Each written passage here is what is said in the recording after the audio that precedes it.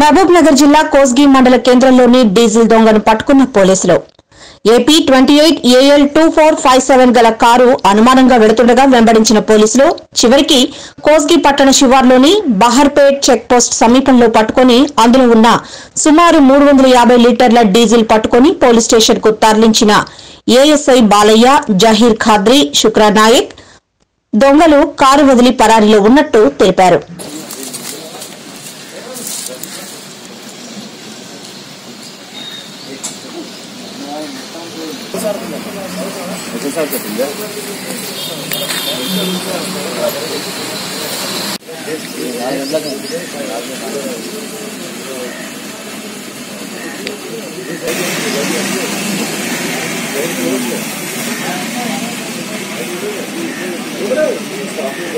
నాలుగున్నర గంటల సమయం పెట్రోలింగ్ చేస్తుంటే చెక్ పోస్ట్ కోస్గి గ్రామంలో బాహర్పేట్ చెక్ పోస్ట్ దగ్గర డీజిల్ దొంగలు తన యొక్క వాహనాన్ని మేము వెంబడిస్తే తన యొక్క వాహనాన్ని వదిలేసి వెళ్లిపోయినారు.